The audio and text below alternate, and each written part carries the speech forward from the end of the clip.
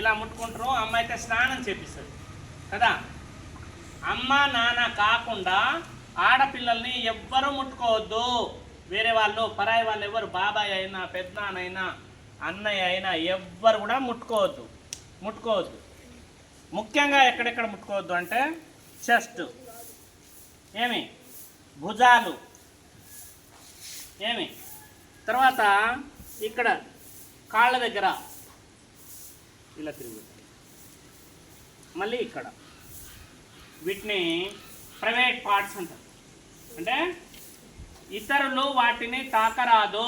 ఎవరైనా సరే, సార్ అయినా సరే, నేనైనా సరే, మేడం అయినా సరే, మేడం ఉన్నా, మన బడిలో మేడం ఉన్నా కానీ ముట్టవద్దు. మీ అమ్మ నాన్న తప్ప ఎవ్వరూ మిమ్మల్ని ముట్టుకోవడానికి లేదు. మిమ్మల్ని ఎవరైనా చెడుగా అలా ముట్టుకుంటే, పట్టుకుంటే, ఇలా పట్టుకుంటే ముఖ్యంగా అమ్మకి నాన్నకి చెప్పాలి. ఫలానా వ్యక్తి నన్ను ఇలా పట్టుకున్నాడు, ముట్టుకున్నాడు, నాకు మంచి భయం వేసింది. మనకు భయం వేస్తుంది కదా, వేరే వాళ్ళు ఎవరైనా మనం టచ్ చేస్తే భయం వేస్తుంది. అలా ఎవరైనా మీకు భయపడేలాగా మీతో ప్రవర్తిస్తే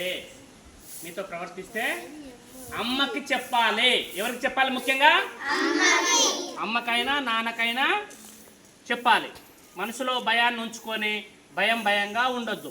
మిమ్మల్ని ఎవరైనా, అమ్మాయిలు మీరు భయపడవద్దు. భయపడకుండా మీకు ఎక్కడైనా ఇట్లాంటి ఇబ్బంది వస్తే అమ్మకి నాన్నకి చెప్పుకోవాలి. అమ్మకి నాన్నకి చెప్పుకోవడంతో పాటు బడిలో టీచర్లకు కూడా చెప్పుకోవాలి. అప్పుడు మేము ఆ సమస్య ఎట్లా పరిష్కారం అవుతుంది, లేకపోతే ఆ మనిషి ఎవరు అనేది తెలుసుకొని పై వాళ్ళకి చెప్పడం, లేకపోతే ఊర్లో చెప్పడం, పోలీసులకు చెప్పడం, అట్లా చేస్తాం. అలా ఎవరైనా చెడ్డ వాళ్ళు ఉంటే వాళ్ళని ఎవరు తీసుకెళ్తారు? పోలీసు వాళ్ళు తీసుకెళ్తారు. అది కేసు అవుతుంది. పోలీసు వాళ్ళు మళ్ళీ పంపరు. కాబట్టి మనం ఊర్లో అయినా సరే, ఎక్కడైనా సరే మనం ఆడపిల్లలతోనే దూరంగా ఉండాలి.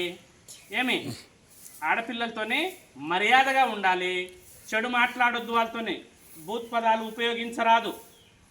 ఊర్లో అయినా సరే, బడిలో అయినా సరే, ఎక్కడైనా దూరంగా వెళ్ళినప్పుడైనా సరే మనం ఆడపిల్లలతోని అక్కా చెల్లెళ్ళు, అన్నాదమ్ముల్లాగా కలిసి ఉండేలాగా మాట్లాడాలి. అంతేగాని పిచ్చి విషయాలు కానీ, బూత్ మాటలు కానీ మాట్లాడవద్దు. అలా మాట్లాడితే ఎవరు తీసుకెళ్తారు? మనల్ని పోలీసులు తీసుకెళ్తారు.